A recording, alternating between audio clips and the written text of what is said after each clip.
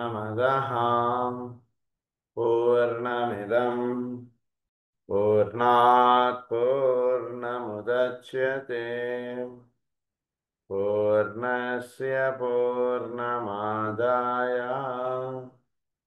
पूर्णमेवावशिष्यते। ॐ शान्ति शान्ति शान्तिः। असतो मा सद्गमय तमसो मा ज्योतिर्गमय मृत्योर्मा अमृतंगमय। ॐ शान्ति शान्ति शान्तिः।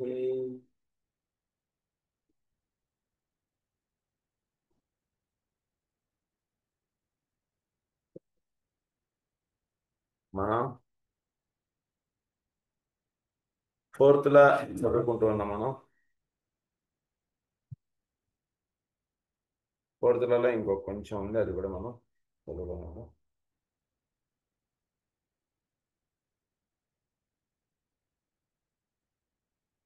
The art of the healer is concerned with the lifting of the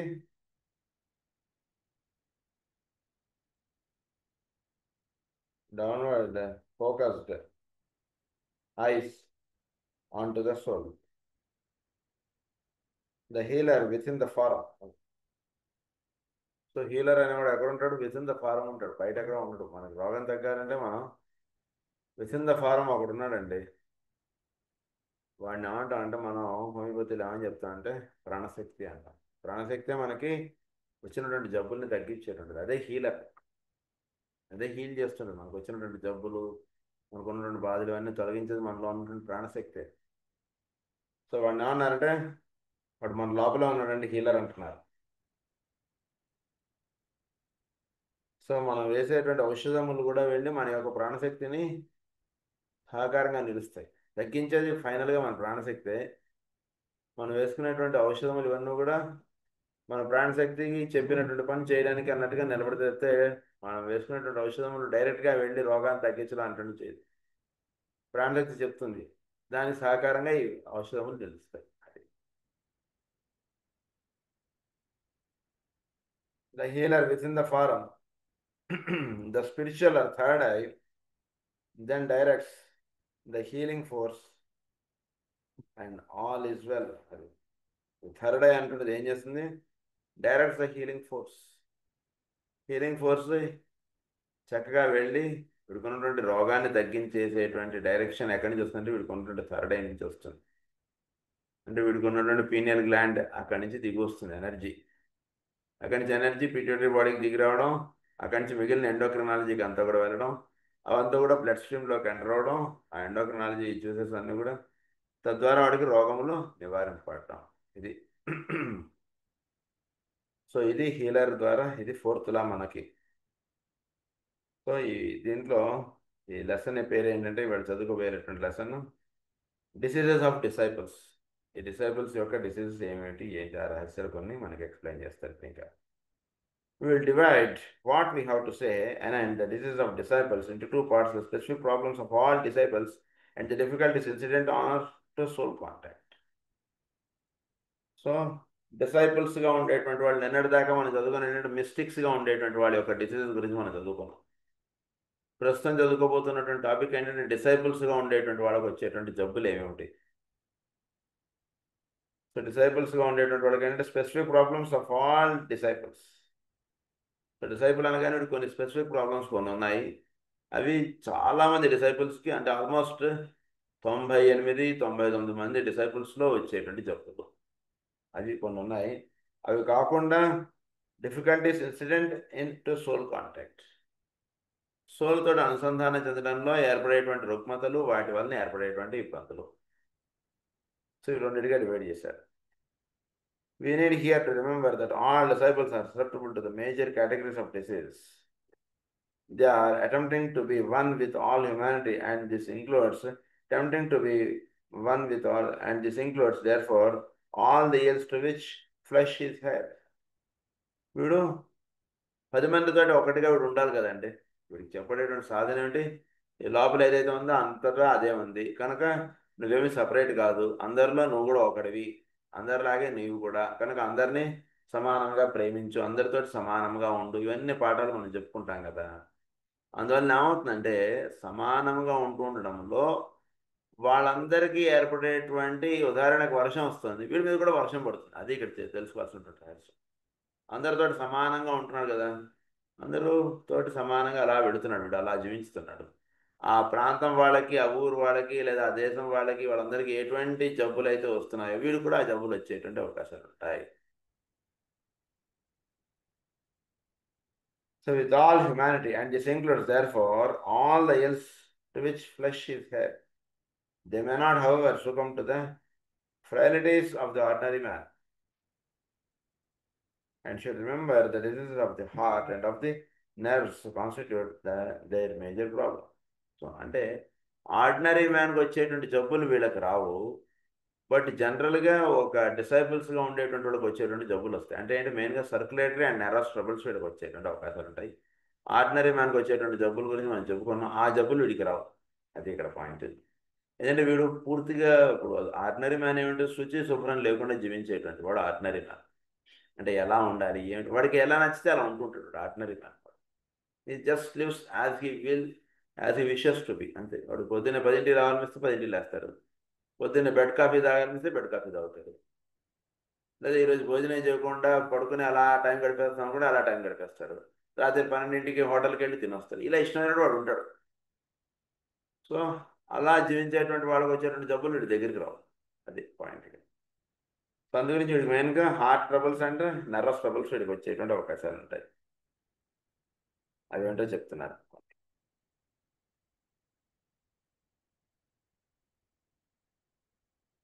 In this connection, it might be pointed out that the disabled are found in two major categories, two major groups: those who live above the diaphragm and who are therefore prone to heart diseases, to thyroid and thyroid troubles, and those who are in process of transferring the energies of the centers below the diaphragm into the centers above the diaphragm. Most of these at this time are transferring solar plexus energies into the heart, and the world agony is profoundly hastening the process. Stomachic, liver, and respiratory troubles accompany this transference. Solar ప్లెక్సస్లో నుంచి స్వాధిష్టాన చక్రంలో నుంచి మణిపూరక చక్రం నుంచి అనాథ చక్రంలోకి వెళుతూ ఉండేటువంటి వాళ్ళు ఎక్కువ మంది ఇప్పుడు ప్రస్తుతం. కేవలం మూలాధారంగా ఉండేటువంటి వాళ్ళు కాదు, స్వాధిష్టానంగా ఉండేటటువంటి వాళ్ళు కాదు, మణిపూరక చక్రంగా జీవిస్తూ ఉన్నటువంటి వాళ్ళకి నెక్స్ట్ అనాథ చక్రంలోకి వెళుతూ ఉండేటువంటి ప్రాబ్లమ్స్ ఎక్కువగా వస్తాయి. అంటే దీనివల్ల ఏమవుతుంది, మణిపూరక చక్రంలో ఎనర్జీస్ తగ్గుతూ ఉంటాయి, అనాథ చక్రంలో ఎనర్జీస్ ట్రాన్స్ఫర్ అవుతుంటాయి. దీనివల్ల హార్ట్ ట్రబుల్స్ వస్తాయి, దీనివల్ల లివర్ ట్రబుల్స్ వస్తాయి, దీనివల్ల స్టమక్ ట్రబుల్స్ వస్తుంటాయి ఎక్కువగా. సో ఈ మణిపూరక చక్రం ఈ లివర్కి వీటికి దగ్గరగా వాటి యొక్క పనులు ఇవన్నీ ఉంటుంటాయి కాబట్టి లివరు, స్ప్లీన్, ఏంటి మన యొక్క స్టమక్, స్ప్లీను ఇవి ఇన్వాల్వ్ అవుతుంటాయి.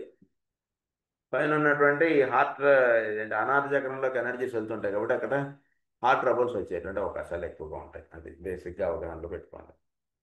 అంటే ఇక్కడ జాగ్రత్తగా చదువుకోవాల్సినటువంటి విషయం ఏంటంటే, బ్రహ్మము కుండలిని యోగం అంటుండే దాని మీద చక్కటి అవగాహన మనం కలిగి ఉంటాను. ప్రజ్ఞారసం బాగా చదువుకుంది అయితే సందర్భం. మనకు ఎనర్జీస్ కుండలిని శక్తి మూలాధారం నుంచి సహస్రారం దాకా ఎనర్జీస్ వెళుతూ ఉన్నప్పుడు, సాధన అటువంటి చక్కగా చేసుకుంటూ ఉన్నప్పుడు ఈ రుగ్మతలు almost it will be minimized. ఎందుచేతంటే కనుక కుండలిని యోగము మాస్టర్స్ అంటే గురువు ముఖముగా చేయండి అని చెప్పి చెప్తారు మనకు ప్రజ్ఞారసం. మామూలుగా స్వాధిష్టాన చక్రం మేలుకోవాలంటే దానికి ఒక బీజము, దానికి ఒక మంత్రం, దానికి ఒక అమ్మవారి స్వరూపం, ఆహారం, ఇవన్నీ నియమాలు ఇచ్చారు. బయట కూడా డైరెక్ట్ చక్రాలను డైరెక్ట్గా హ్యాండిల్ చేయడం ఇలాంటివి ఎక్కువగా బయట ఎక్కువగా ఉన్నాయి. సో అలా హ్యాండిల్ చేయడంలో ఇలాంటివి ఎక్కువగా ఇబ్బందులు వచ్చే అవకాశాలు ఉంటాయి. ఎప్పుడైతే వీడు గురుముఖముగాను గురు అనుగ్రహంతో వీడు సాధన చేసుకుంటూ వెళుతుంటాడో ఈ ఎనర్జీస్ అక్కడ ఉండిపోవడం, ఆ ఉండిపోవడం చేత అక్కడ స్టమక్ ట్రబుల్స్, లివర్ ట్రబుల్స్ రావడం ఇలాంటిది ఉండదు. ఒకళ్ళు వచ్చినా చాలా మినిమైజ్డ్గా ఉంటాయి వీటికి. నెమ్మదిగా ఎనర్జీస్ ఊర్ధముఖంగా అలా వెళుతుంటాయి. అంటే ఒక చక్కగా ఒక ఉదాహరణకి మనం ఏదైనా ఒక మంచి డ్రైవర్ ఉన్నాడండి, ఒక ఎంతో ఎక్స్పీరియన్స్ ఉన్నవాడు. వాడు ఒక ఫ్లైఓవర్ మీద మన కారు నడుపుతున్నాడు, లేదా మన ఏదో ఊరు తీసుకెళ్తున్నాడు. ఎక్కడ కూడా మనకి ఆ, కుదుపులు, ఎగిరి పడేయడాలు ఇలాంటివి ఎలా అయితే ఉండదో, చాలా సాఫ్ట్గా అలా తీసుకెళ్ళదు. మనం ఇలా పడుకుని అలా నిద్రపోతాం, మనకు మెలకు వచ్చేసరికి ఏమంటే వచ్చేసింది సార్ లేవండి అని అంటాడు. అదేంటి ఎప్పుడు జర్నీ చేసాం, అలా ఉండాలన్నమాట జర్నీ. మన యొక్క సాధన అంటే జర్నీ కూడా అలా ఉండాలి. అది ఎప్పుడు ఉంటుంది అలా అంటే కనుక డ్రైవింగ్ సీట్లో గురువు గారిని కూర్చోబెట్టాలి. అందు గురించి గురువు అనేవాడు తప్పకుండా మన యొక్క నిత్య ప్రార్థనలో గురువు అనేటువంటి వాడు తప్పకుండా ఉండాలి. గురువు లేకుండా మనం విష్ణుమూర్తిని శివుణ్ణి ప్రార్థించుకోవచ్చు, కాదని కాదు. కానీ గురువు అనుగ్రహంతో వీడు ఏ పూజలు చేసుకున్నా ఏది చేసుకున్నా అది జర్నీ ఇందాక ఇప్పుడు చెప్పుకున్నట్టుగా ఇలా ఉంటుంది. గురువు కాకుండా వీడు చేస్తుంటే ఆ జర్నీ అంతా కూడా ఒడిదుడుకులు గాను, చాలా జర్నీ అడుగు ఒళ్ళంతా నొప్పులు వచ్చేసేసి ఏమిట్రా ఆయన అన్నటువంటిదిగా ఉంటుంది. అది రెండింటికి తేడా. కనుక ఇక్కడ సాధన అటువంటి చేసుకోవడంలో ఈ రకంగా వెళుతున్నప్పుడు కొంత మణిపూరక చక్రమునకు సంబంధించినవి, కొన్ని అనాథ చక్రమునకు సంబంధించినటువంటి ఇబ్బందులు ఏర్పడే అవకాశాలు ఉంటాయి వీడికి.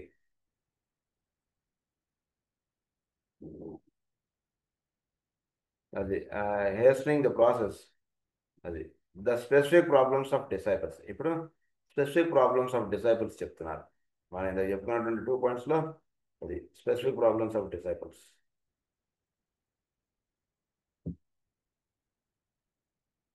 Their special problems are, as you know, peculiar to those who have lifted themselves in consciousness out of the life of the personality into that of the soul.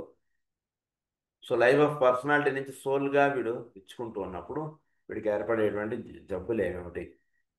They are primarily related to energy, its inflow, its assimilation or non assimilation, its rightly directed use. Energies అంటే వీడికి వస్తుంటాయి. వీడు business పెట్టాడు అనుకోండి, business పెట్టాడికి ఏమవుతుంది, bank నుంచి అప్పు తెచ్చుకుంటాడు, తర్వాత సామాన్లు కొని పెట్టుకుంటాడు, కస్టమర్లు వస్తూ ఉంటారు. దానివల్ల ఏమవుతుంది, ఎనర్జీస్ ఇన్ఫ్లో అవుట్ఫ్లో అన్నట్టు జరుగుతుంటుంది. ఇది జరుగుతున్నప్పుడు జాగ్రత్తగా వీడు దాన్ని హ్యాండిల్ చేయగలగాలి. లేదా వెంటనే బ్యాంక్ వాడు ఇంటికి వచ్చేస్తాడు, వీడు బిజినెస్ దగ్గరికి వచ్చేస్తాడు. అదనమాట ఇక్కడ పాయింట్ చెప్తున్నారు. Are primarily related to energy inflow, its assimilation or non assimilation, its rightly directed use. చక్కగా ఎప్పటికప్పుడు ఈఎంఐ కట్టేస్తుండాలి. కస్టమర్లు ఎవరు కూడా వీడి మీద కంప్లైంట్ చెప్పకూడదు బ్యాంక్కి, ఆ చుట్టుపక్కల వాళ్ళు ఎవరికి. అప్పుడు వీడి బిజినెస్ బాగా సాగుతున్నట్టు. అప్పుడు ఎవడు మన దగ్గర రాడు. అది ఎట్లాగో ఇది చెప్తున్నాడు. The other is to which all flesh is hair at this time in human evolution, for it must be remembered that diseases vary according to the point in evolution and are also cyclic in their appearance. So అది కాకుండా మిగిలిన ఇబ్బందులు ఇంకా ఏమిటి అంటున్నది ఇక్కడ ఒక point మీరు గుర్తుపెట్టుకోండి. డిసీజెస్ అనేటువంటివి రావడానికి ఒకటి సైక్లిక్ ఇన్ ఎవల్యూషన్, అవి మళ్ళా వింటర్ సీజన్ వచ్చేసరికి కొన్ని జబ్బులు అనేటువంటివి వస్తుంటాయి. జలుబు చేయడం, దగ్గు రావడం, జ్వరాలు రావడం, ఇలాంటి కొన్ని ఇబ్బందులు వింటర్ సీజన్ వచ్చేసరికి వస్తుంటాయి. అదే ఎండాకాలం వచ్చేసరికి కొన్ని రకాల జబ్బులు వస్తుంటాయి. అదొక పాయింట్. ఇంకొక రహస్యం ఏంటంటే సైక్లిక్ వీడి యొక్క ఎవల్యూషనరీ పాయింట్ ఎక్కడుంది, దానికి తగ్గటువంటి డిస్టర్బెన్సెస్ ఏర్పడేటువంటి అవకాశం ఉంటాయి. అంటే ఉదాహరణకి వీడి యొక్క ఎవల్యూషనరీ పాయింట్స్ అంటే వీడు తీసుకునేటువంటి జాగ్రత్తలు, వీడు జీవించేటువంటి విధానములు, వాటికి ఏర్పడేటువంటి జబ్బులు కొన్నాడు. ధనవంతుడు ఉన్నాడు, ఒక పేదవాడి కన్నా ధనవంతుడు కొన్ని ఎక్కువ జాగ్రత్తలు తీసుకుంటాడు. అంత మాత్రం వాడికి జబ్బులు రావంటే వాడికి వచ్చేటువంటి జబ్బులు వేరుగా ఉంటాయి. పేదవాడు ఉన్నాడు, వాడు అలా ఎండగల ఎక్స్పోజ్ అవుతుంటాడు, అలా వర్షాన్ని తడుస్తుంటాడు, ఏదో వాడికి ఉన్నంతలో వాడి జీవితం గడుపుకుంటూ ఉంటాడు. వాడికి కొన్ని జబ్బులు వస్తుంటాయి, వాడికి జబ్బులు వస్తాయి, వీడికి వస్తాయి. ఇక్కడ అవగాహన చేసుకోవాల్సినటువంటి విషయం ఏంటంటే జబ్బుల గురించి మనకి డిసీజ్ ఆఫ్ డిసైపుల్స్, మిస్టేక్స్కి వీళ్ళకి బాగా గుర్తుపెట్టుకోండి. వీడు డిసైపుల్ అయినంత మాత్రాన వీడికి జబ్బులు రావని మాత్రం అనుకోకండి. జీవితం అన్నటువంటిది చక్కగా ఒక క్రమబద్ధమైనటువంటి జీవితం గడపాలి. ఎప్పుడు కూడా క్రమబద్ధమైనటువంటి జీవితం వీడు అది మిస్ అయిపోతూ ఉంటాడు. అందు గురించి వాడికి జబ్బులు వచ్చే అవకాశాలు ఎక్కువ ఉంటాయి. డిసైపుల్ అనేటువంటి వాడు పెట్టేసుకొని వీడు క్రమబద్ధమైనటువంటి జీవితాన్ని పక్క పెట్టేస్తాడు. భగవత్ సాధన, భగవత్ కైంకర్యం అని అనుకుంటూ వీడు వేళకి ఆహారం తీసుకోవడం మానేసి, వేళకి నిద్రపోవడం మానేసి వీడు చేసేస్తుంటే వీడికి కొన్ని ఇబ్బందులు వస్తాయి. ఆ పాయింట్స్ ఇక్కడ మనకు ప్రధానంగా ఎక్స్ప్లెయిన్ చేస్తున్నారు. And to which disciples can and succumb are not draft with here. Suffice it to say that the three major diseases of humanity to which reference has been made take their tolls of disciples, particularly in bringing about the liberation of the soul from its vehicle. The liberation of the soul from its vehicle లో వీడు కొన్ని ఇబ్బందులు పాలవుతుంటాడు. Liberation of ఇది disciple from its soul. Soul నుంచి వీడు liberate అవుతున్నప్పుడు, సోల్గా వీడు లిబరేట్ అవుతున్నప్పుడు వీడు చేసుకునేటువంటి సాధనలో కొన్ని రకాలైనటువంటి ఇబ్బందులు వీడు ఫేస్ చేస్తుంటారు. Soul from its vehicle. They are, however, little as it may appear, controlled in these cases from soul levels, and the departure is planned to take place as a result of soul decision. However, controlled in these cases from soul levels. ఇక్కడంతా కూడా soul levels నుంచి control aspects అనేటువంటివి ఏర్పడుతూ ఉంటాయి. Soul level నుంచి control aspects వస్తుంటాయి కాబట్టి personality aspects పెద్దగా ఇక్కడ రూల్ చేయవు. సోల్ లెవెల్ నుంచి వీడికి కంట్రోల్ ఆస్పెక్ట్స్ అనేటువంటి వస్తుంటాయి. And the departure is plan to take place as the result of soul decision and not as the result of the efficacy of disease, efficiency of disease. ఆ జబ్బు వచ్చింది కాబట్టి పోయాడు అనుకున్నదిగా కాదు. సోల్ లెవెల్ నుంచి వీడికి ఇన్స్ట్రక్షన్స్ అనేటువంటి వస్తుంటాయి. సోల్ లెవెల్ నుంచి ఇన్స్ట్రక్షన్స్ వస్తుంటాయి కాబట్టి వీడు దేహం వదిలేయాలన్నటువంటి నిర్ణయం అయిపోతే దగ్గుతోటి కూడా వాడు చనిపోవచ్చు. చిన్నపాటి జ్వరం వచ్చి చనిపోవచ్చు. జ్వరం వచ్చి చనిపోవచ్చు అంటే మనం ఒక్క నిమిషం ఆలోచించండి. మాస్ శ్రీకే గారు ఆయన మోతిగూడెం క్లాసెస్కి వెళ్ళారు. జ్వరం వచ్చి ఆయన దేహం వదిలేశారు. ఏంటి అంత మామూలుగా మనం ఇప్పుడు సోకాల్డ్ మెడికల్ సైన్స్ ఇదంతా ఇంత ఉంటూ ఉన్నప్పుడు ఆయన జ్వరం వచ్చి దేహం వదిలేయడం ఏమిటి అంటే ఏంటి? దీన్ని బట్టి అవగాహన చేసుకోవాల్సినటువంటిది. He has decided before to that he want to leave the body. Soul లెవెల్లోనే డెసిషన్ అవుతుంది ఎప్పుడు కూడా. జబ్బు వచ్చింది కాబట్టి మనిషి చనిపోయినటువంటిది ఎప్పుడు అనుకోకండి. సోల్ లెవెల్లో డెసిషన్ అయిపోతుంది. దాన్ని తగ్గటువంటి ఏర్పాటు డిసీజ్ తీసుకుంటుంది. అంటే పైన లోపల నుండి ఇన్వెల్లర్ చెప్తాడు, నేను ఇంకా బయలుదేరాలి, నువ్వు కార్ రెడీ చేయండి. సరే సార్ అని చెప్పి వాడు ఇంటి ముందు కార్ తెచ్చిపెట్టేస్తాడు. డ్రైవర్ వాడు ఇంటి ముందు కారు తెచ్చిపెట్టే కానీ టక్కన కార్ ఎక్కేస్తాడు. అది సో ఆ రకమైన ఏర్పాట్లు చేయమని వీడు లోపల నుంచి సోల్ నుంచి వీడు ఇన్స్ట్రక్షన్ ఇచ్చేస్తారు. పర్సనాలిటీకి, మిగిలిన యాస్ట్రల్, మెంటల్, ఫిజికల్ ప్లేన్స్లోకి టక్కటగా ఇన్స్ట్రక్షన్స్ వెళ్ళిపోతాయి. ఇన్స్ట్రక్షన్స్ వెళ్ళిపోగానే దానికి తగ్గటువంటి ఏర్పాట్లు దేహంలో అలా వచ్చేస్తాయి. ఆహారం తీసుకోబుద్ధి కాదు. అంతకుముందు దాకా చక్కగా తినేటువంటి ఆహారం వాడికి తినబుద్ధి కాదు. తినబుద్ధి కాకపోవడం చేసి వీడు నీరసం అయిపోయాడు అన్నటువంటిది అయిపోతుంటుంది. ఇంకా నీరసం గంటకి పెరిగిపోతుంటుంది, రోజు రోజుకి పెరిగిపోతుంటుంది. దానివల్ల ఏమవుతుంటుంది? ఏర్పాట్లు అనుకుంటే ఫాస్ట్గా అవుతుంది. వీడెంత వేగంగా దేహం వదిలేయాలనుకుంటున్నాడో అంత వేగంగా ఏర్పాట్లు అయిపోతుంటాయి. జ్వరం పెరిగిపోయింది, 102 వచ్చేసింది, 103 వచ్చేసింది, జ్వరం తగ్గట్లేదు, నీరసం పెరిగిపోయింది, చేత కావట్లేదు. ఒక్క నిమిషం మనం వెనక్కి వెళ్ళి చూస్తే ఏంటి పాయింట్స్ అంటే నిజానికి ఏమి పెద్ద మేజర్ పాయింట్స్ కాదే. అంతటికన్నా ఇంకా గొప్పమైనటువంటి నీరసాలతోటేనో ఇంకా పెద్ద పెద్ద జబ్బులతోటి మరి మనుషులు బతికి బయట కట్టేశారు కదా. మరి ఏమిటి ఇక్కడ అంటే సోల్ లెవెల్లో డెసిషన్ అయిపోయిందండి. లోపల ఉన్నటువంటి ఇంటి పెద్ద ఆయన చెప్పాడు, అది మన ఊరు బయలుదేరాలి అంటాడు. దాంతో కుటుంబంలో ఉన్నటువంటి వాళ్ళందరూ కూడా టక్కటగా సామాన్ సర్దుకోవడం, బట్టలు అన్ని ప్యాక్ చేసుకోవడం, ఈ పనులలో వాళ్ళు నిమగ్నం అయిపోయారు. అదేమిటో సోల్ లెవెల్లో డెసిషన్ అయిపోతే అది particularly in bringing about the liberation of the soul from its vehicle. That is, it take place as a result of soul decision and not a result of efficiency of the disease. Efficiency of the disease చేత మనిషి చనిపోయాడు అంటున్నది ఎప్పుడు అనుకోకండి. Soul లెవెల్లో decision అయిపోయింది. Disease దానికి తగ్గటువంటి రూపం దాలుస్తాం. సోల్ ఉండాలనుకున్నట్టుగా అనుకుంటే డిసీజ్ నెమ్మదిగా అలా తగ్గిపోతూ వస్తుంది. సోల్ ఉండకూడదు అన్నటువంటిదిగా అనుకుంటే డిసీజ్ విజృంభించేసింది అండి, మందులకు లొంగలేదండి అంటారు. అదే డాక్టర్లు వాళ్ళు ఏమంటారంటే కనుక ఏమంటే మీరు చాలా డిలే చేశారని, అనవసరంగా మీరు అశ్రద్ధ చేశారండి, లేదా పేషెంట్ చక్కగా బతికేవారు, మీరు అశ్రద్ధ చేయడం చేత పేషెంట్ చనిపోయాడండి అన్నటువంటిది అంటారు. నిజానికి వీడు అశ్రద్ధ కాదు. ఇవన్నీ పైన కనిపించేటువంటి కారణాలు, లోపల కనిపించేటువంటి విషయాలు ఏమిటంటే బాగా గుర్తుపెట్టుకోండి. సోల్ లెవెల్లో డెసిషన్ అయిపోయింది అంతే. సింపుల్గా అది ఒక్కటి మీరు బాగా అందరించి సోల్ లెవెల్ తోటి మనుషులతోటి మనం లింకప్ అవ్వడం అంటున్నది ఎక్కువ చేయడం చేత ఏమవుతుందంటే సోల్ ఎందుకు అటువంటి డెసిషన్స్ తీసేసుకుంటుంది అంటే ఒకటి పని చక్కగా అయిపోయింది, ఆ ఊరి నుంచి వాడు ఏ ఊరికైతే నుంచి అయితే ఆ ఊరికి వెళ్ళాడు, ఆ ఊరికి మళ్ళీ తిరిగి బయలుదేరిపోతాడు. లేదా పని అవ్వట్లేదు, ఎంత ప్రయత్నం చేసినా పని అవ్వట్లేదు, అయినా వీడు రిటర్న్ బయలుదేరిపోతాడు. పని అవ్వట్లేదు కదా అని అక్కడే కూర్చొని అలా ఫైట్ చేస్తూ ఉండడు. వెళ్ళాడు, చాలా రకాల ప్రయత్నాలు చేశాడండి, డిపార్ట్మెంట్ తరఫున ఇది వెళ్ళాడు, ఢిల్లీకో లేదా హైదరాబాద్కో ఎక్కడికో వచ్చాడు, చాలా ప్రయత్నాలు చేశాడు, అయినా అవ్వట్లేదు. వీళ్ళ ఆఫీసర్కి ఫోన్ చేశాడు, ఏమండి ఇక్కడ పని అవ్వట్లేదు సార్, అదే వాడిని కలిసి వీడిని కలిసి ఇవన్నీ చెప్పాడు. అయితే ఇప్పుడు అవధిలో బయలుదేరి వచ్చేసాను. అదేంటి సగంలో పని వదిలేసి వెళ్ళిపోయాడు ఏంటండి అంటాడు అనుకుంటాం. అది ఇప్పుడు అయ్యే పని కాదు కాబట్టి వాడు సగంలో వదిలేసి వెళ్ళిపోయాడు అని అర్థం.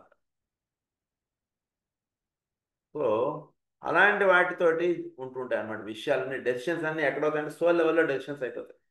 అప్పుడు ఉన్నటువంటి ట్రైన్, అప్పుడు ఉన్నటువంటి బస్సు ఏదో పట్టుకుని వాడు ఊరు వెళ్ళిపోతాడు. సడన్ డెసిషన్స్ కదా, అలా వెళ్ళిపోతారు అనమాట. అది ఎలాంటిదో సోల్ లెవెల్లో డెసిషన్ అయిపోయింది, అప్పుడు అక్కడ ఏర్పడుతున్నటువంటి జబ్బులు ఏదోటి వాడు కాజ్గా తీసేసుకుంటాడు. ఏదో ఎపిడమిక్ డిసీజ్ వచ్చినట్టు, లేదా వాళ్ళ ఫ్యామిలీలో ఏదో హిస్టరీలో ఏదో జబ్బు ఉంది, అందురించి వీడికి ఆ జబ్బు వచ్చేసినట్టు, లేదా సడన్గా హార్ట్ అటాక్ వచ్చేసి ఏవో పెట్టుకుంటాడు. ఇలాంటి చిన్న చిన్న ఇవన్నీ అవన్నీ మేజర్ కారణాలు కాదు, అది బాగా గుర్తుపెట్టుకోండి. అవన్నీ దస్ ఆర్ నాట్ ద రీజన్స్. అంటే మనం చాలా జారి పడిపోతుంటాం మనం ఇలాంటి విషయాలు. అది కాదండి, ఇంకా పెద్ద హాస్పిటల్లో చూపించుంటే బతికేవారేమోనండి. పెద్ద హాస్పిటల్ తోటి కాదు, చిన్న హాస్పిటల్ తోటి కాదు, జబ్బుకి వైద్యం చేయించండి, అంతవరకు కరెక్టే. ఏ డాక్టర్ మందిస్తే రోగం తగ్గుతుంది అంటున్నది కొంత లెవెల్ వరకే సత్యం. అసలు సత్యం ఏంటంటే సోల్ డెసిషన్ అనేది అసలు సత్యం. సోల్ జీవించాలంటున్నది అనుకుంటే వాడు ఆయుర్వేదం వైద్యం తీసుకున్న వాడు బతికేస్తాడు, చక్కగా ఏదో చిన్న చిన్న వైద్యం తీసుకుని బతికేస్తాడు. సో అది పెద్ద పాయింట్ కాదు. అది ఈరోజు చెప్తున్నటువంటి ముఖ్యమైనటువంటి విషయం. The reason that these three major diseases indigenous to the planet life to which we live and move and have our being have this power over disciples is that disciples are themselves an integral part of the planetary life, and in the earlier stages of their recognition to this unity they are prone to fall a ready prey to the disease. అంటే వాళ్ళు already planetary life తోటి వాళ్ళు అనుసంధానం చెంది వాళ్ళు భూమి మీద జీవిస్తూ ఉంటారు. అందు గురించి ప్లానెటరీ లెవెల్లో ఏదైనా సరే ఒక డిసీజ్ అంటున్నది ఏర్పడుతున్నప్పుడు ఫస్ట్ వీళ్ళకి ఎఫెక్ట్ అయిపోతుంటుంది. వీళ్ళు వెంటనే ఇమీడియట్గా వీళ్ళు ఎఫెక్ట్ అయిపోతారు, ఎందుకంటే they are linked with the planetary life. ఆ లెవెల్లో వీళ్ళు వర్క్ చేస్తుంటారు కాబట్టి వీళ్ళు first they fall a prey for it. అంటే భూమి మీద ఉండేటువంటి అందరికీ జబ్బులు ఏర్పడడానికి ముందు ఫస్ట్ వీళ్ళకి ఏర్పడిపోతుంటాయి. వీళ్ళు ఆ భారాన్ని వీళ్ళు మోసేస్తారు. అది జరిగేటువంటిది. యేసుక్రీస్తు, మాస్టర్ ఈకే, వీళ్ళందరూ అలా డెసిషన్స్ అనేటువంటి అలా తీసుకుంటారు. Ready pray to the disease. This is a fact little known or realized, but explains why disciples and advanced people are susceptible to these diseases. ఎందుకు వాళ్ళందరికీ డిసీజ్ అనేటువంటి వస్తుంటాయంటే ప్లానెటరీ లెవెల్లో కొన్ని కలుషితమైనటువంటి వాయువులు దిగి రాబడుతుంటాయి. దానివల్ల ప్లానెటరీ లైఫ్లో ఒక ఎలివేషన్ అనేటువంటిది రావడానికి ఆ రకమైనటువంటి జబ్బులు వస్తుంది. ఆ జబ్బులు ఇమీడియట్గా స్వీకరించడం అనేటువంటి చేసేటువంటి వాళ్ళు డిసైపుల్స్, మిస్టిక్స్, వీళ్ళు ఆ పనులు చేస్తారు.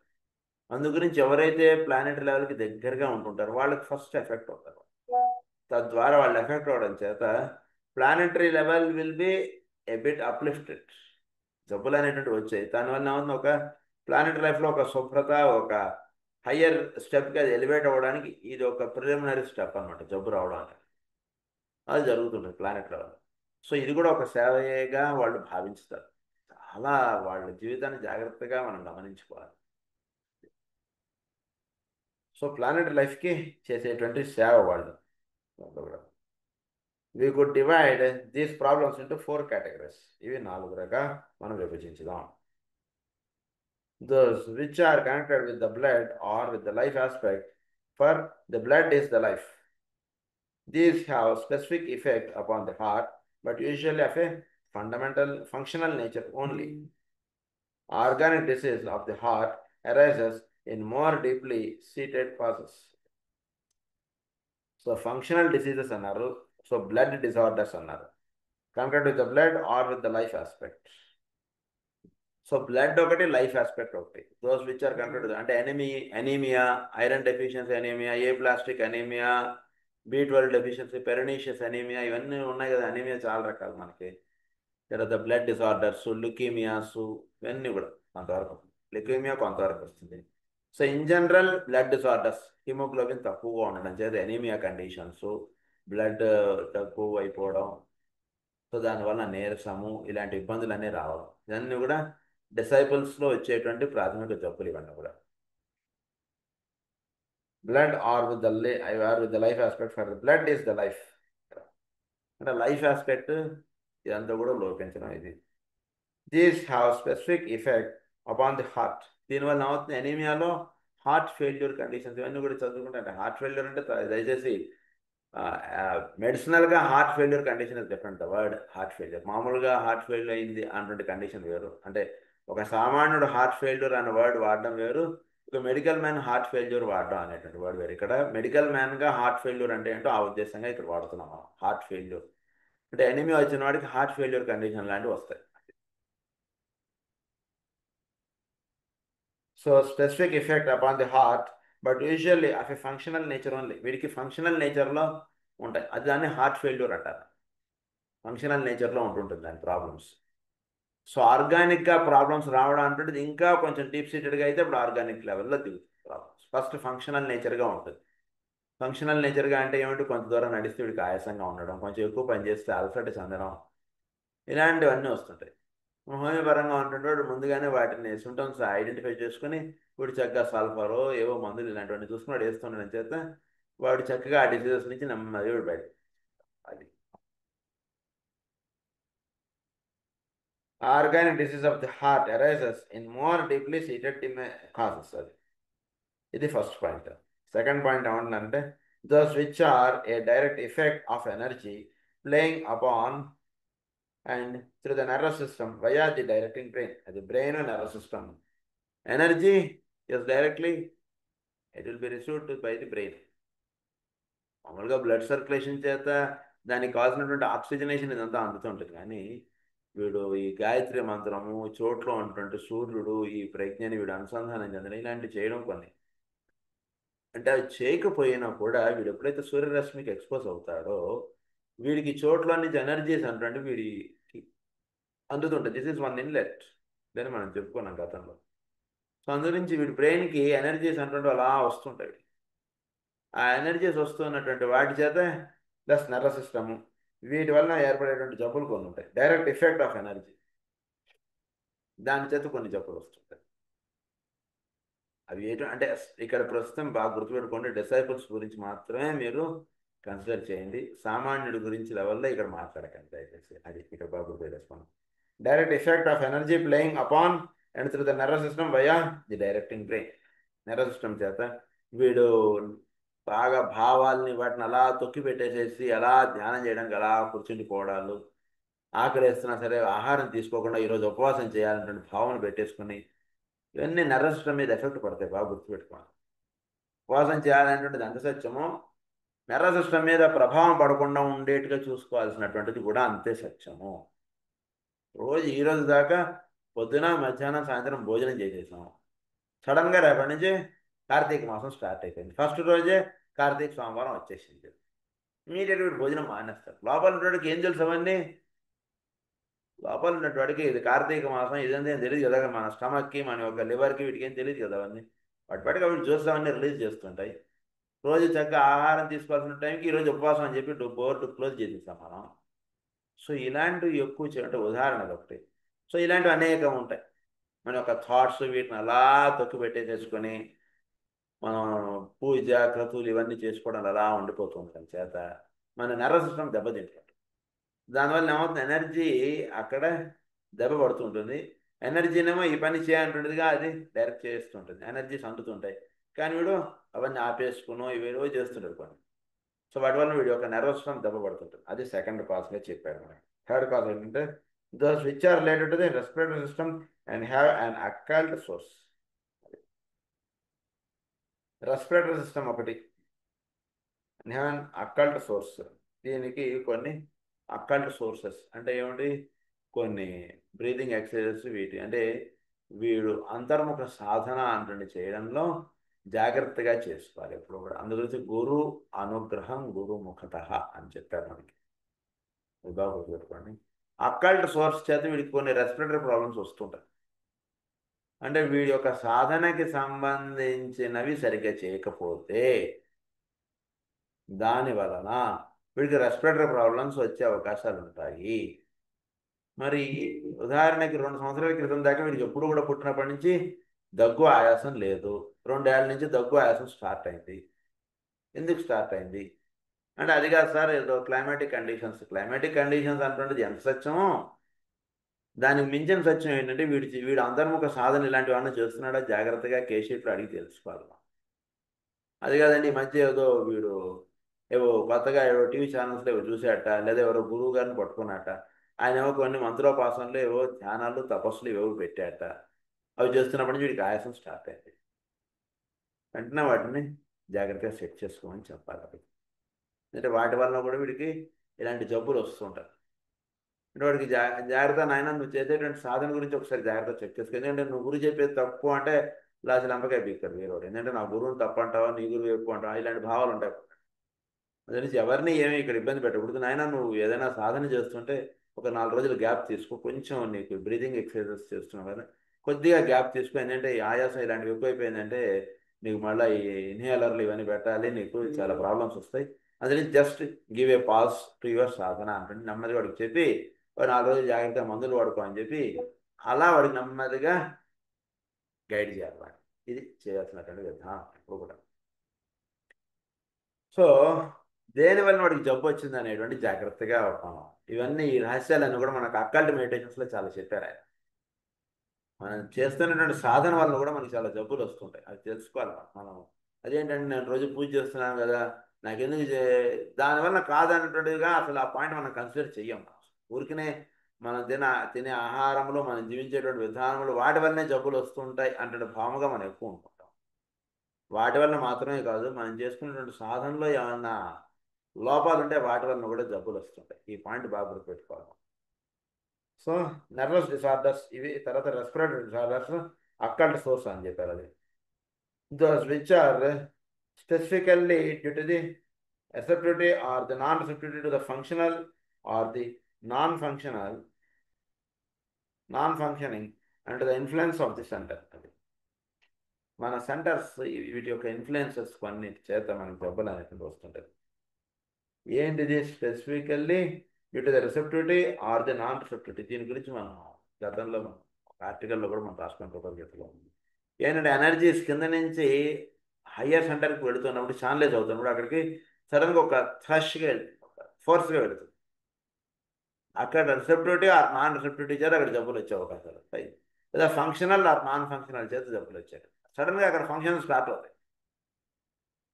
డార్మెంట్గా ఉంది ఆ సెంటర్ వీటిలో సాధన అంటే చేయడంలో వీడు ఒకటేసారి ఎనర్జీస్ టక్ అని కొట్టడం అన్నట్టు అవుతుంది. ఒకటేసారి మనం మోటార్ వేసాం అనుకోండి స్విచ్, దానివల్ల నీరు ట్యాంక్ టగటగా కొడుతున్నట్టుగా ఉంటుంది.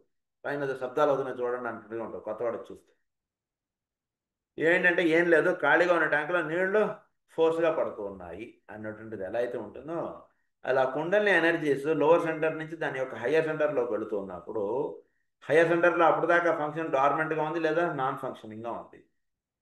ఒక్కసారి ఎనర్జీ అక్కడికి వెళుతున్నప్పుడు అక్కడ ఫంక్షనాలిటీ అంటున్నది ఎక్కువ అవ్వడం ఇలాంటివి కొన్ని ఏర్పడుతూ ఉంటాయి.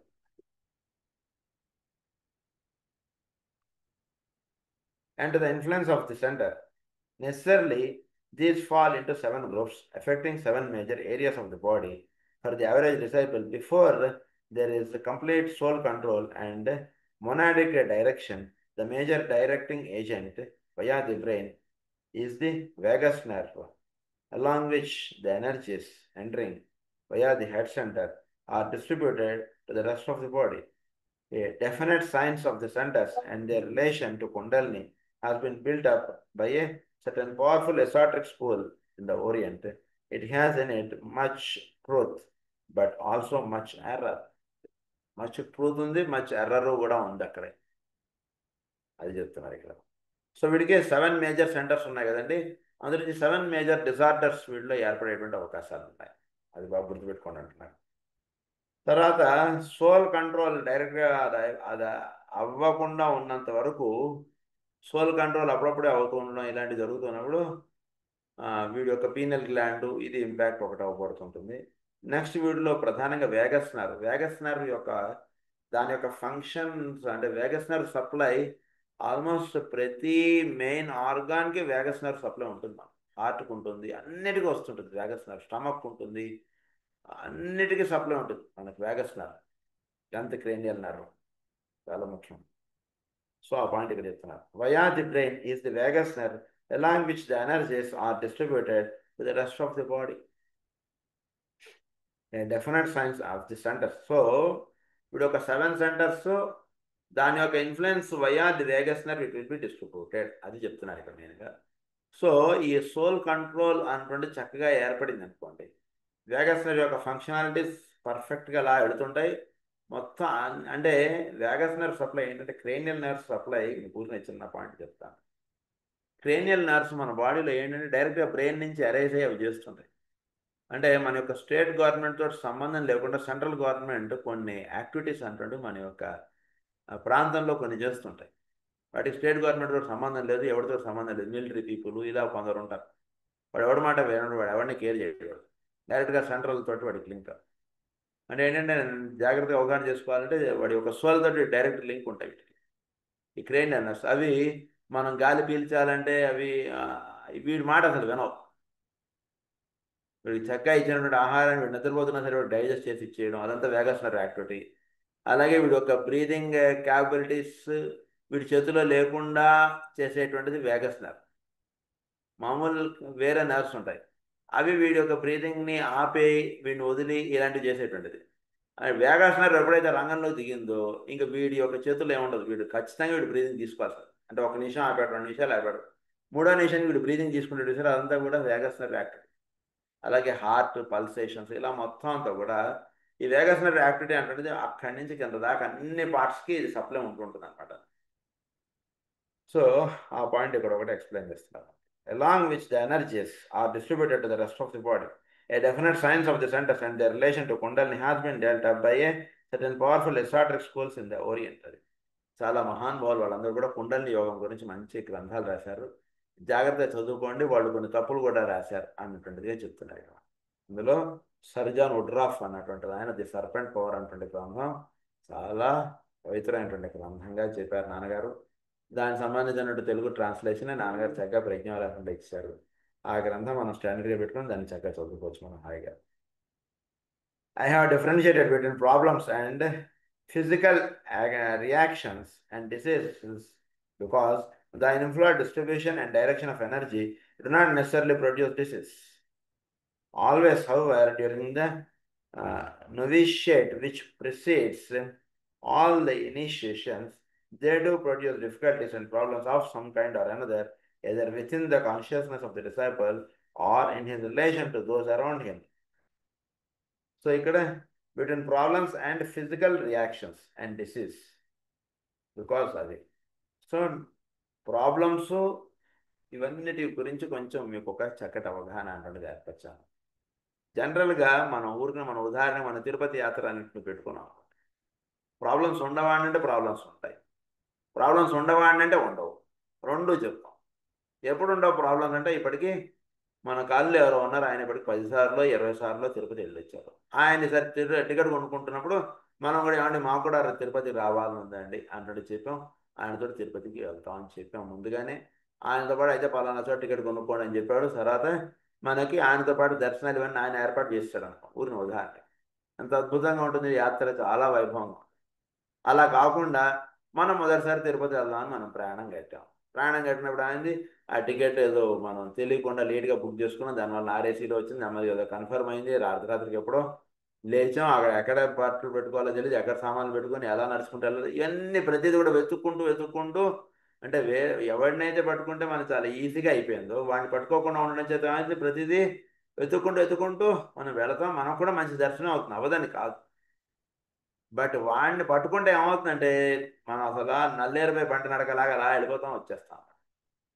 అదే రెండిటికి తేడా. సో ఆ విషయం ఇక్కడ ఒకటి ఎక్స్ప్లెయిన్ చేస్తున్నారు. ఏమంటున్నారంటే within the consciousness of the disciple or in his relation to those around him. So ఈ ప్రాబ్లమ్స్ ఇవన్నీ కూడా వీడికి వచ్చే అవకాశాలు ఉంటాయి, కానీ వస్తాయని కాదు ఖచ్చితంగా. All the hour during the novitiate which precedes all initiations. So మామూలుగా అయితే వీడికి ఈ ఇబ్బందులు కొన్ని వచ్చే అవకాశాలు ఉంటాయి. వీడు సాధన అటువంటి చేయడంలోను వీటిలోనూ వీడు కొన్ని ఇవి చేస్తారు కదా. సో వాటిల్లో వీడికి ఏంటంటే కొన్ని ఇందాక చెప్పుకున్నట్టు ఇలా కొన్ని కొన్ని రకాలైనటువంటి ఇబ్బందులు ఇవన్నీ వస్తాయి. అలా కాకుండా వీడు ఆ, చక్కగా వీడు సాధన అటువంటి చక్కగా చేసుకుంటూ చక్కగా ఇలా వెళుతున్న వాడికి ఏమవుతుందంటే కనుక he will be in such a way that within the consciousness novitiate which precedes all the initiations. అంటే వీడు సంసిద్ధుడై ముందుగా చక్కగా తయారై ఉండడం, వీడు ఒక ఇదిగా నిలబడి ఉండడం, ఒక చక్కటి సాధన అంటే చక్కగా పొద్దున్నే లేవడం, చక్కగా ఏ ఆహారం తీసుకోవాలి ఆ ఆహారం తీసుకోవడం, అది మాత్రమే భుజించడం, వేరు కనబడిన ప్రతిదీ కూడా వీడు నోట్లో పెట్టేసుకోకుండా ఉండడం, ఇలాంటి సాధన అనేది కలిగి ఉన్నటువంటి వాడు precedes adana novitiate which precedes all the initiations. They do produce difficulties and problems of some kind or another, either within the consciousness of the disciple or in his relation to those around him. Hence his environment is affected and consequently his own uh, reciprocal action. So వీడి చుట్టూతో ఉండేటువంటి వాతావరణము అది వీడికి effect పడేటువంటి అవకాశాలు ఉంటాయి. ఎంత డిసైపుల్గా ఉన్నా కొంత వీడి మీద ఎఫెక్ట్ పడుతుంటుంది. దానికి వీడు రెసిప్రోకల్ యాక్షన్ అంటుంటే వీడు తీసుకునేవాడుగా ఉంటాడు. అంటే ఏమీ లేకుండా వీడు సాధన చేసుకుంటూ వెళ్ళడం ఒకటి, లేదా ఒక చక్కగా ఒక డిసైపుల్గా ఉండి ఒక గురువు యొక్క అనుగ్రహంతో వీడు సాధన చేసుకుంటూ ఉన్నటువంటి వాడు ఒకటి. వీడికి ఇబ్బందులు వస్తాయి, కానీ వీడు ఆ ఇబ్బందులు తెలుసుకుని ముందుగానే దానికి తగ్గటువంటి, ఉదాహరణకి ఇక్కడి నుంచి తిరుపతి ఏదో ఇక్కడి నుంచి కాశీ వెళ్ళాలి, ఒకరోజు ప్రయాణం అంటే వాడు ఎవడో ముందుగా చెప్తాడు, నాయన ఇక్కడ నువ్వు ట్రైన్ ఎక్కామంటే కాశీకి దిగేంతవరకు నీ మధ్యలో ఏమి దొరకదు, అయితే ఏం చేయాలి? ఏం లేదు, నువ్వు ఒక 2-3 టిఫిన్ బాక్సులు కట్టుకో. అప్పుడు ఏమవుతుందంటే పొద్దున్నే ఏదో ఈ ఆహారం తింటావు, మధ్యాహ్నం ఈ బాక్స్ తింటావు, రాత్రికి ఈ బాక్స్ తింటావు. ఈ రకంగా నువ్వు ఫుడ్ ప్యాక్ చేసి పెట్టుకో, దానివల్ల నీ జర్నీ చాలా సేఫ్గా హాయిగా అయిపోతుంది. ఇది చెప్తాడు అక్కడ. సో అలాంటి జాగ్రత్తలు వీడు తీసుకోవడం చేత ఏమవుతుందంటే వీడికి కొద్దిపాటి ఇబ్బందులు ఉన్నా మేజర్గా వీడికి ఇబ్బందులు లేకుండా వీడి సాధన ముందుకు వెళ్ళిపోతుంది. Within the consciousness of the disciple or in his relation to those around him. Hence, his environment is affected and consequently his own reciprocal action. It should be remembered in this connection that all disciples are energy centers in the body of humanity and are in process of becoming points of focused directed energy. Their function and activity always and inevitably produce effects, results, awakenings, disruptions, and reorientation in the lives of those around them. Their function and activity always and inevitably produce effects. ఉదాహరణకు ఒక police officer ఇంట్లో మనం ఉంటున్నాం అనుకోండి, డెఫినెట్గా ఆ ప్రభావం ఆ ఇంటి వాళ్ళ మీద పడుతుంటుంది. ఆ ఫ్యామిలీ ఉంటుంది చూసారా, వాళ్ళ మీద డెఫినెట్గా పడుతుంది. ఎందుకు? ఆ పోలీస్ ఆఫీసర్కి ఎప్పుడు ఏ కాల్ వస్తుందో, ఎప్పుడు ఏ క్షణంలో వాడు బయలుదేరి వెళ్ళిపోవాలో తెలియదు. ఏ క్షణంలో అయినా సరే వాడు ఎప్పుడు కూడా వాడు all the time he should hold that what you call walk in ఏదో అంటారు కదా, అలా వాడు చేతిలో ఎప్పుడు ఉండాల్సింది. వాడు 24/7 వాడు ఒక మిలిటరీ వాడే ఉన్నాడు. వాడు సెలవులు తీసుకుని వాడు ఇంటికి వచ్చాడు. అదేంటి, నేను సంవత్సరం అంతా మీ దగ్గరే కదా సార్ డ్యూటీ చేసింది, ఒక వారం రోజులు సెలవు ఇచ్చారు సార్, నేను ఇంటికి వెళ్తున్నాను, అయినా మీరు నన్ను ఫోన్ చేస్తే నువ్వు వచ్చేయాలని చెప్తారు ఏంటండి అంటున్నది ఉండదు వాడి దగ్గర. ఎప్పుడైనా సరే వాడు ఇప్పుడే సామాన్లు పెట్టుకుని దిగినా సరే నువ్వు బయలుదేరి వచ్చాయంటే వెంటనే వాడు బయలుదేరి వెళ్ళిపోతాడు. అదేమిటో అలా వీడు ఒక సాధకుడు జీవిస్తున్నటువంటి జీవితం, వాడి దగ్గరగా జీవిస్తున్నటువంటి వాళ్ళల్లో కొన్ని రకాలైనటువంటి ఇబ్బందులు వాళ్ళు కూడా ఫేస్ చేస్తుంటారు. ఎందుచేతంటే గనక వీడికి ఎనర్జీస్ అన్నీ కూడా ప్లానెటరీ ఆస్పెక్ట్స్ చేత వీడికి కొన్ని డైరెక్ట్ ఎనర్జీస్ తోటి వీడు హ్యాండిల్ చేస్తుంటాడు. అంటే ఉదాహరణకు ఒక పోలీస్ ఉన్నాడు, ఇందాక చెప్పుకున్నట్టు వాడు he handles lot of energies. అలాగే ఒక ఎవడో ఉన్నాడు, బ్యాంక్ వాడు ఉన్నాడు, వాడికి ఏదో చెప్తారు, దే హ్యాండిల్స్ ఎనర్జీస్. ఆ హ్యాండ్లింగ్ ఆఫ్ ఎనర్జీస్ ఎప్పుడైతే చేస్తుంటారో వాళ్ళ దగ్గరగా వాళ్ళ ఫ్యామిలీ అనండి లేదా వాళ్ళ కాలనీ పీపుల్ అనండి, వాళ్ళందరికీ ఒక రకమైనటువంటి ఈ ఎనర్జీస్ వీడు హ్యాండిల్ చేయడం చేత కొన్ని రకాలైనటువంటి ఇబ్బందులు వాళ్ళు కూడా ఫేస్ చేయడం అనేది ఉంటూ ఉంటారు. అది చెప్తున్నారు ఇక్కడ. Always and inevitably produce effects results awakenings, disruptions, reorientations in the lives of those around him. అంటే అవేకనింగ్స్ ఉంటాయి, మిగిలిన వాళ్ళకన్నా వీళ్ళు చాలా తొందరగా సాధనలో ముందుకు వెళ్ళగలుగుతారు. డిస్టర్బెన్సెస్ ఉంటుంటాయి, ఇబ్బంది, సరిగా నిద్ర ఉండదు, వేళకి ఆహారం ఉండదు, ఎలాంటి ఇబ్బందులు ఉంటాయి. అలాగే తర్వాత ఇంకేముంటాయి, and reorientations in the lives of those around him. వాళ్ళలో చాలా తొందరగా రీఓరియంటేషన్స్ ఉంటాయి.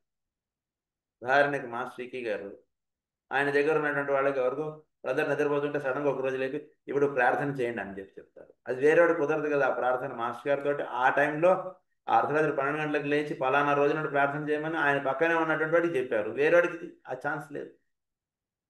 ఇట్ ఈస్ కాల్డ్ రీఓరియంటేషన్స్ అని చెప్పారు. కాబట్టి అక్కడ ఆయనతో ఉన్నటువంటి వాళ్ళు లేచి చక్కగా ప్రార్థన చేశారు. ఇప్పుడు ఏదో పరమగురువు మన బ్లెస్ చేస్తున్నారు, అందరం ఇప్పుడు ప్రార్థన చేయాలని చెప్పేవారు. టక్కన లేచి మాస్టర్ గారితో వాళ్ళందరూ కూడా ప్రార్థన కూర్చున్నారు.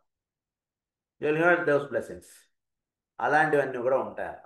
అలానే వాళ్ళకి వేళకి భోజనం ఉంటుందంటే రాత్రి 2 గంటల దాకా వాళ్ళు డిక్టేషన్స్ రాయాలి మాస్టర్ గారికి. మరి మనలాగా వాళ్ళు 10ంటికి హాయిగా పడుకోవడం అంటున్నది ఉండదు వాళ్ళకి.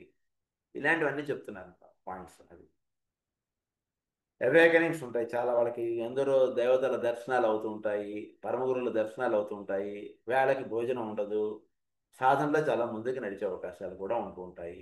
నిజానికి వాడు ఏదో 1వ తరగతి వాడు, 2వ తరగతి వాడు, 8వ తరగతి వాడితో స్నేహం చేయడం చేత అవుతుంది, సబ్జెక్ట్ చాలా ఈజీగా వచ్చేస్తుంటుంది, ముందుకు వెళ్తుంటాడు. అది ఇక్కడ ఆ పాయింట్స్ ఎక్స్ప్లెయిన్ చేస్తారు. అండ్ కాన్షియస్నెస్, అది దీని గురించి ఇంకొంచెం పాయింట్స్ నెక్స్ట్ క్లాస్లో కంటిన్యూ చేస్తాను. స్వస్తి ప్రజాభ్య పరిపాలయంతాం న్యాయేన మార్గేణ మహీం మహీషా గో బ్రాహ్మణేభ్య శుభమస్తు నిత్యం. లోకా సమస్తా సుఖినో భవంతు. లోకా సమస్తా సుఖినో భవంతు. లోకా సమస్తా సుఖినో భవంతు. ఓం శాంతి.